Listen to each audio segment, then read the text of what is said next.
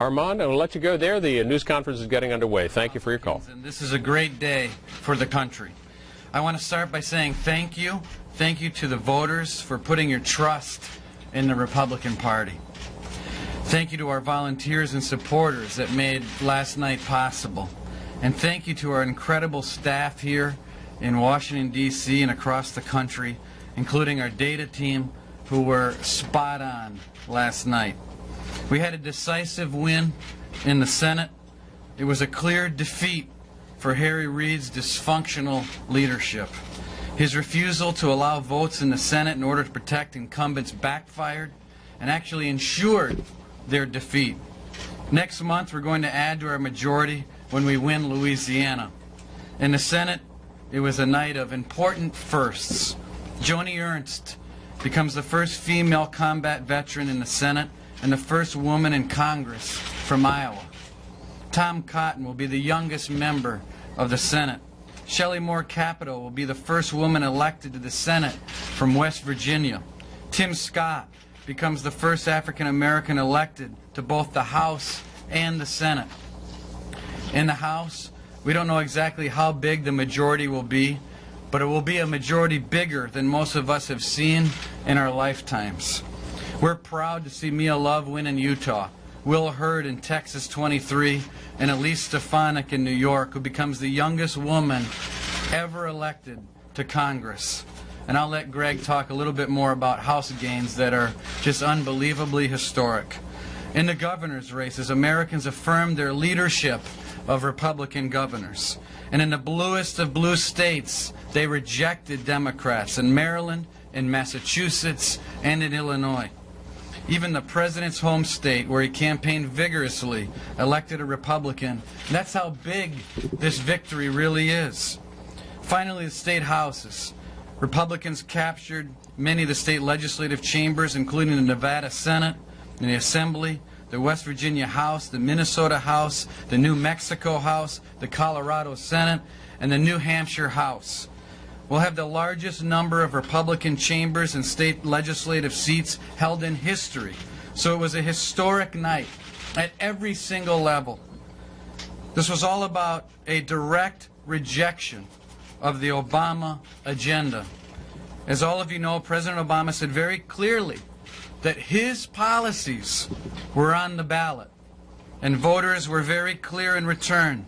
They want nothing to do with the policies of Barack Obama and Hillary Clinton. Up and down the ballot, these were the president's candidates. These were the Clintons' candidates, and they lost. Remember, Hillary Clinton campaigned in Kentucky. Grimes lost by over 15 points.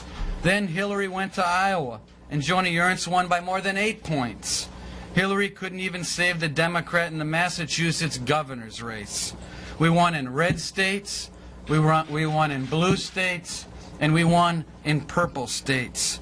We won because our policies resonated with the electorate, our ground game mobilized voters, and our candidates connected with the American people. After the Growth and Opportunity Project, we fundamentally changed our strategy to expand the electorate and build permanent relationships in communities. We made a strategic decision to prioritize low-propensity voters, and we invested in a new data-driven ground game. The results speak for themselves. We won with our new strategy, and we beat the other side at their own game. So I want to congratulate all of our candidates and our partners up here with me today. Governor Fortunio from RNC, obviously Senator Moran, who did an unbelievably great job with the NRSC, our great partners over there, and Congressman Greg Walden, who's overseen one of the biggest historic gains in the history of the House, has done a fabulous job. And we wouldn't be here today without the leadership from our sister committees and the work that they've done. And I also want to give a shout out to former RNC staff who had a good night winning their own elections. Barbara Comstock in Virginia, Tim Griffin in Arkansas, Elise Stefanik in New York, Leslie Rutledge in Arkansas's AG's race, and Boyd Rutherford in the Maryland Lieutenant Governor's race. An RNC committeewoman, Amata Radawagan, won her race for delegate to Congress from the American Samoa. It's been a good night. At this point, I want to introduce Governor Luis Fortuño. Thank you. Thank you, Mr. Chairman. Well, indeed, as Chairman Previous stated, it was a historic night for the Republican Party, and I will talk about how historic it was at the state level. Actually, it was a reaffirmation of the policies that Republicans across the country are implementing at the state level. And we're proud that actually to say and announce this morning that Republicans are at an all-time Republican high at the state level, both in the number of chambers and the number of seats that we control. I'll go into more detail right away. Actually, the voters across the country, in blue states and red states, purple states, spoke very clearly that they want the policies that Republicans are implementing across the board. And actually, I will add that our success has to do mostly, on the one hand, with the policies that they are implementing, and number two, with the candidates that actually are espousing those policies. And we made a special effort to recruit and get elected more diverse and female candidates across the country, and we also broke some ceilings, glass ceilings there. Again, before last night, the all-time Republican high was 64 chambers. That was back in 1920. Now Republicans will hold a supermajority of legislative chambers across the country, somewhere between 67 and 69 chambers. The numbers still pouring in, so we'll have more details later on. We appear to be on track as well to eclipse an all-Republican high of 4,001 Republican state legislative seats held back in 1928. We picked up actually the Nevada Senate, Nevada Assembly, West Virginia House, Minnesota House, Colorado Senate, New Mexico House, New Hampshire House, and we're ahead in the race for the Maine Senate and the Colorado House, which both are too close to call at this moment. And the West Virginia Senate, we're actually we have split control of 17 each. We ended supermajorities in states like California and Maryland, and with the newly formed Judicial Fairness Initiative, we actually had tremendous success last night. I would also like to talk about the fact that, and I want to commend our chairman and the other two chairs for the work they did. We are winning across the country also at the state level. And we are expanding the map to show our pathway to victory in more than one way in years to come. And I'll go into that right away. Actually, by expanding our majorities in all competitive Great Lakes states that hold 64 electoral votes, if you add that to the 2012 Romney states, that equals to 270 states. But on top of that, we did extremely well out in the West as well. I'd like to add one more thing. We're electing a fully diverse group of candidates. And actually, we had both a Future Majority project and the Right Women Right Now programs.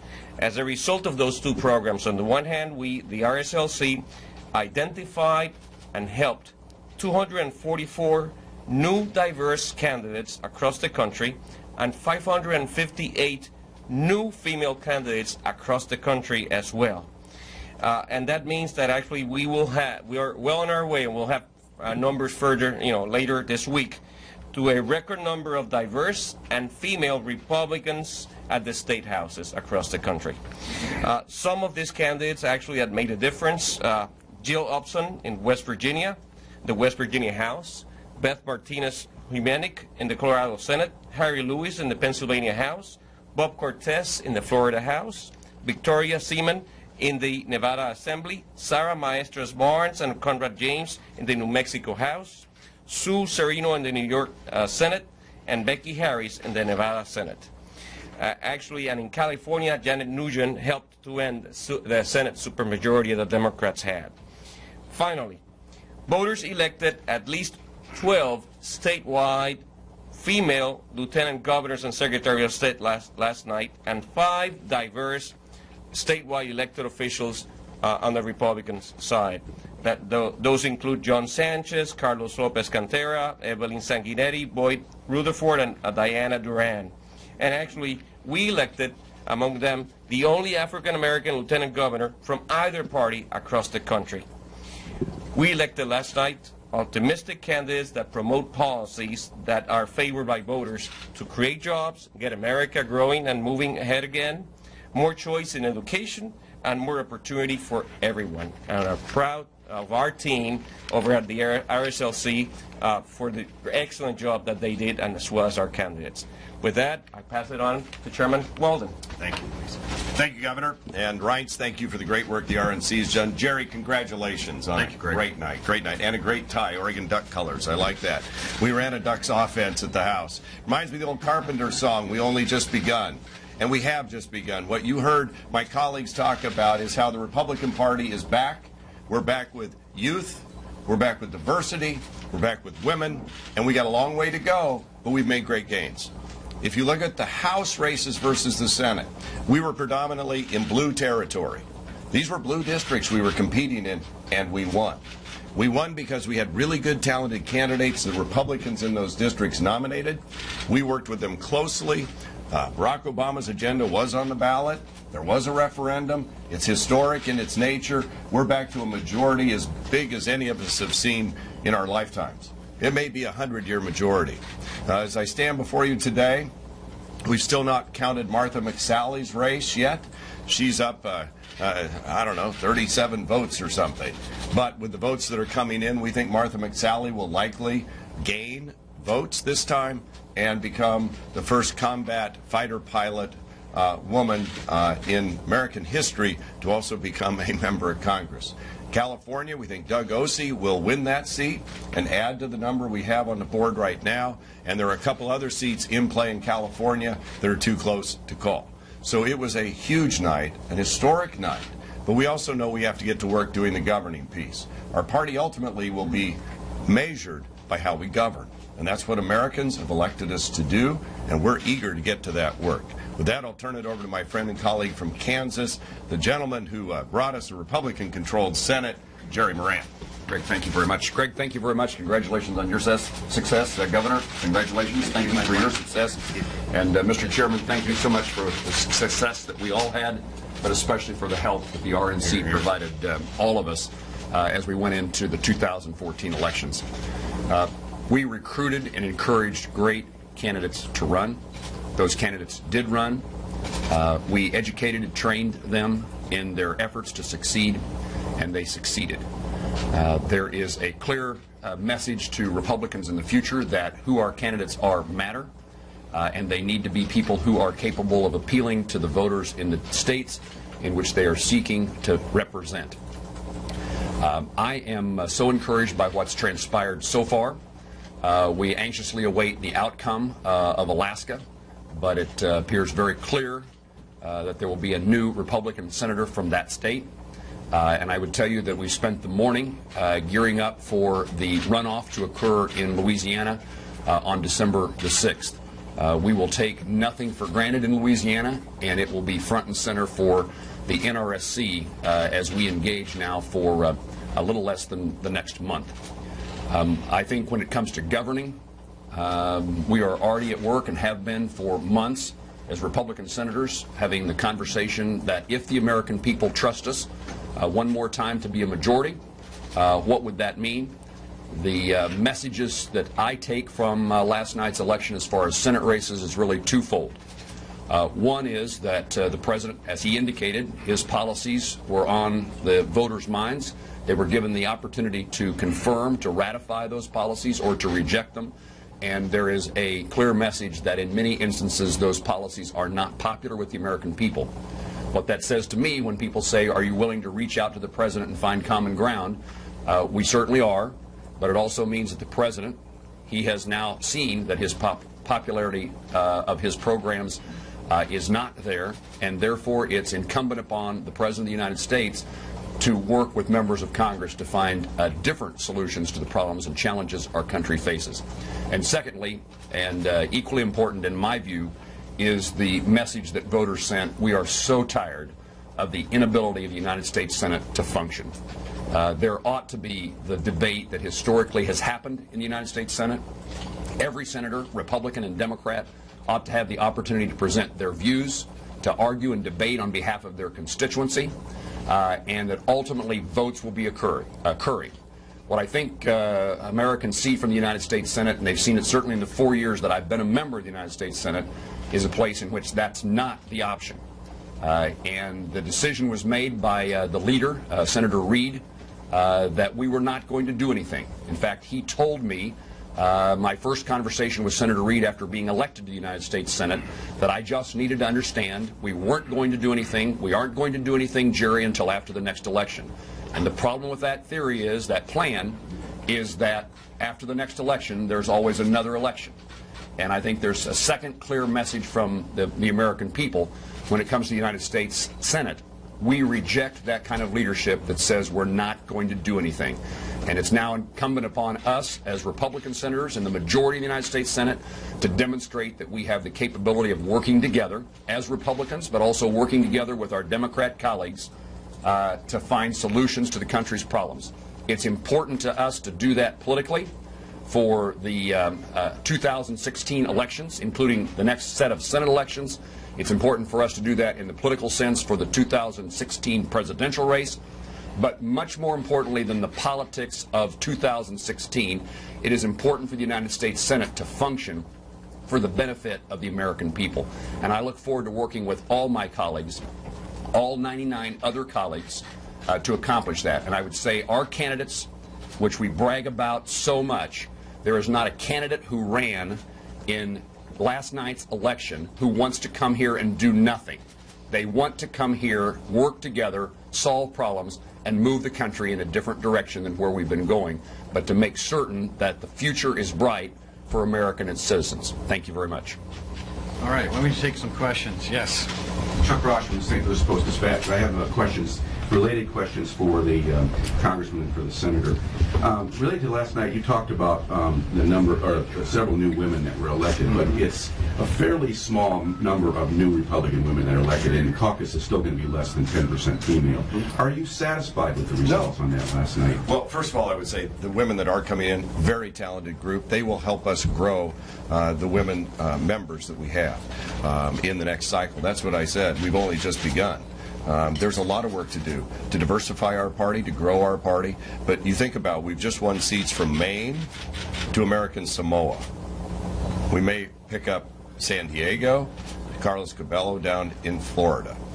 We're making big progress. But we have to continue to always work on it. We have to focus on recruiting good women candidates to run, helping them get into office, and we're committed to that fully. So we're building that up. It'll take several cycles. Senator Moran, on a follow-up, on the Senate, you mentioned that after the next election there's always another election.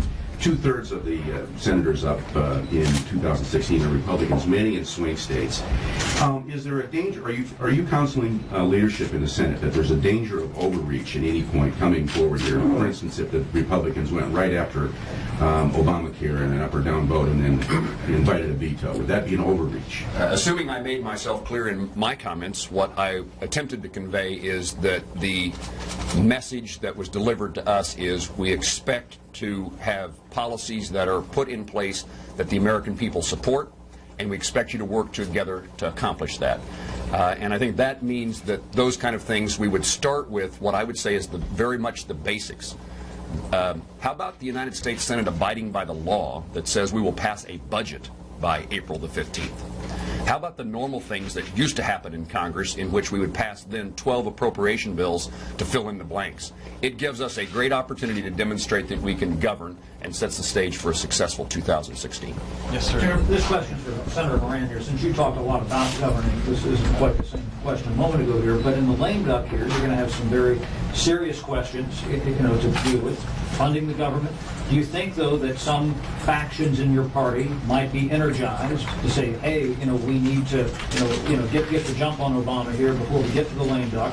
Do you think that, or before we get to the next session, do you think it's an issue if they ask for more money for Ebola or ISIS or whatever else, and that adds on to keeping the government open later this fall? I think there's a desire on the part of the United States Senate, the Republican members of the United States Senate, that we do the things that are necessary to govern the country in the lame duck session, but that issues that are not required to be determined now not required to be determined in the lame duck session should be considered by new members of Congress, the ones that the voters just elected.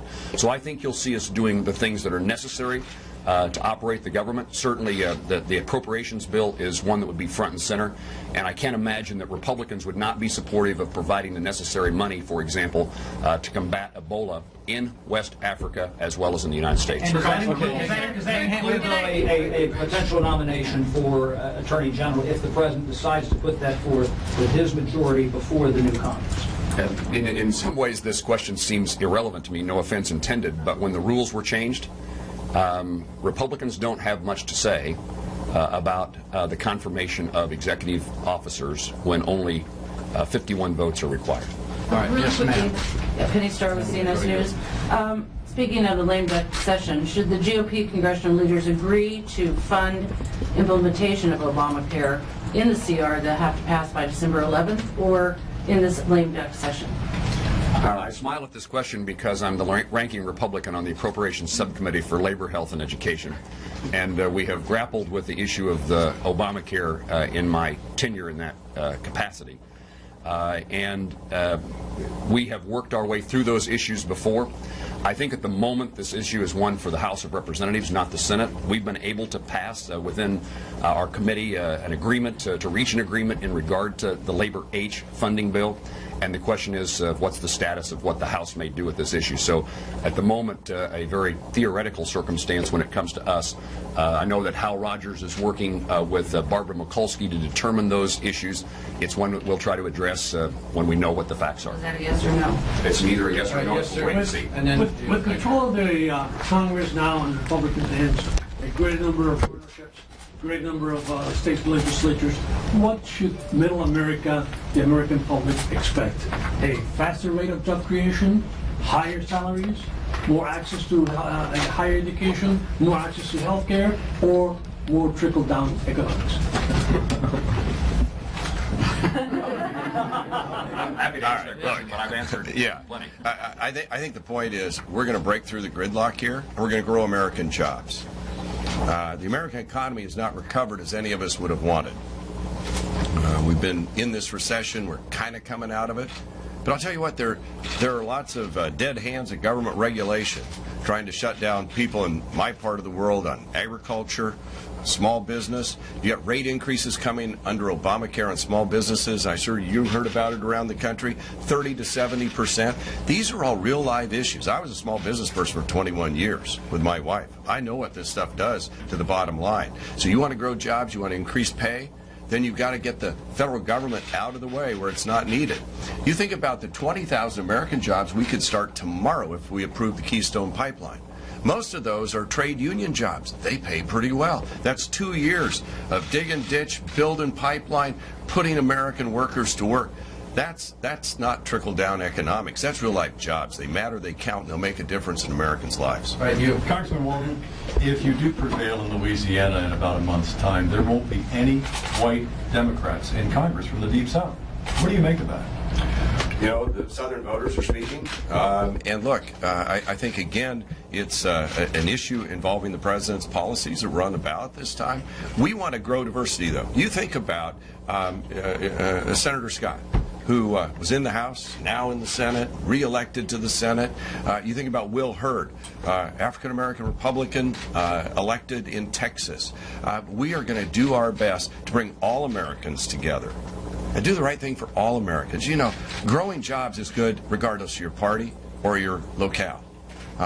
Getting government out of the way in education so kids can actually get a break, get a good education, compete internationally, really important. And there's a lot of stuff we can do in this country that could bring us together, unite us, and get America on track. I get up every morning and wonder, what am I going to hear from all of you about what wheel came off last night? You know, and that's how Americans are feeling right now. Insecure about their economic future, insecure about disease. You look at what Fred Upton's going to launch, has launched, with 21st Century Cures, the Energy and Commerce Committee, fully bipartisan, 7,000 diseases, 500 cures. We can do better than that. There's some exciting things out there, but government always seems to be in the way. We want to cut out the government underbrush, move forward to make healthier lives, better jobs, good economy. All those things are measurable, and you all measure us on it. but they need to be done. They need to be done. This is a question for you. We saw last night Ted Cruz got a little bit of attention when he wouldn't commit to supporting Mitch McConnell as the leader. We hear some rumblings already from conservatives in both chambers that they think there should be an aggressive effort against the White House as opposed to trying to work together. What would your message be to those conservatives and looking forward as the American people for the next 2 years judge how Republicans govern? How do you get all of the Republicans in Congress on the same page? Well, I mean, sure.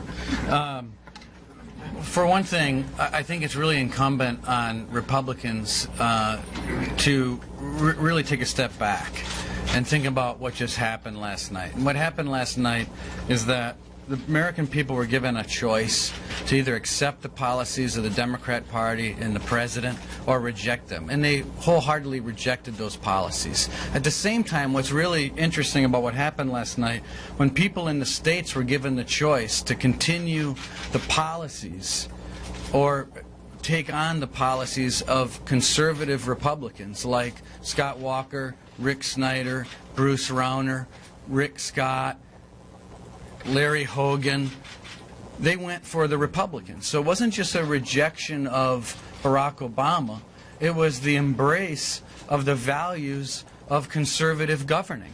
So I think that what is really necessary is for the president to come down to Capitol Hill and to look through Harry Reid's desk and figure out what of the 370 bills that are sitting there he's ready to work on. I don't believe it's incumbent on the Republicans to suddenly capitulate on something that the American people has been very loud and clear on, that they're not buying what the president's selling, and they're not buying what the Democrats have been selling. And I think that to do anything otherwise would be wrong. Zeke? Thanks, Chairman. You mentioned earlier the Growth and Opportunity Project report. One of those components there, its only policy recommendation was the Republican Party, passing some form of immigration reform. To date, over the past 2 years, the Republican Party has slow-walked that, partly because of the 2014 electorate. Now looking ahead to 2016, looking ahead to the president's coming executive actions on immigration reform by the end of the year. What's your message to Republicans who won last night, who on a mandate, against immigration reform? How do you get them to move? I think there's another situation. I think you got to take a few steps back, and I think what you had are Republicans from Marco Rubio to Rand Paul talking about serious immigration reform. I think that the idea of serious immigration reform is still alive and is something that both parties need to look at. However, since the president has continuously lied to many people in this country about his intentions on immigration reform, told many people, Hispanics, one thing and done another, even when he had a supermajority in the House, he had 60 votes in the Senate, delivered nothing on immigration reform. He then threatened the country with an illegal action on executive amnesty, which he doesn't have the power constitutionally to do. Then he got into trouble coming into the midterm, so he pulled back on that promise. Then, because other people got upset, he now is saying, well, I'm going to go forward with it anyway, using people as pawns continuously for 5 years. What he's done is unified the country, and he's unified the country against about anything the president wants to do on immigration reform because people don't trust him. He's also unified the country on the idea that we can't get anywhere on immigration reform unless people are totally convinced that the border is secure.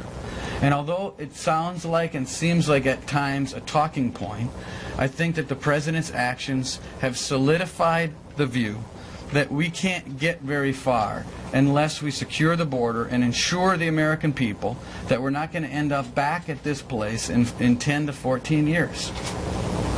Last question. Chairman Previs. Okay. Do you think that it's possible to get big-ticket items like tax reform done in the next Congress or entitlement reform in the next Well, I'll make one comment on that and let the legislators make a comment. But one thing that I think people forget is you don't need the president's signature to set budget parameters. So, I mean, we can get Paul Ryan and the Senate on the same page. I think you can have a budget, and obviously you don't need the president to do that. I think particularly tax reform is a is a great opportunity for the Senate and the House to come together. I think you see Democrat Senator Wyden, the chairman of the Finance Committee, has attempted to pursue and really fell into the same trap that we Republicans, he as a Democrat faced the same circumstance that Republican senators face, is it doesn't matter what your committee does. No bill is coming to the Senate floor that's going to cause votes to occur.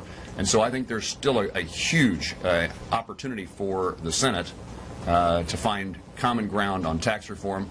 I think it's a matter of the process now changing in which that becomes an opportunity, but I also think the country's economy, people's jobs, significantly demand that tax reform. And as Ryan said, and Jerry as well, with Paul Ryan as probably the next chairman of the Ways and Means Committee, teaming up with Finance Committee Chairman, and Tom Price likely the next Budget Committee Chairman, teaming up with the Senate colleague, we can get a budget agreement. I mean, if you think about it, the Senate's voted on, what, one budget in 6 years that they've passed. We pass them every year. Now we'll have a partner we can dance with to get an agreement. Within that agreement, you can do reconciliation. Within reconciliation, you can do tax and spending issues. And if we get tax reform and it produces the kind of jobs we think it will and generates the return of cash from overseas that we think it will, then you can also solve another problem in America, and that's infrastructure.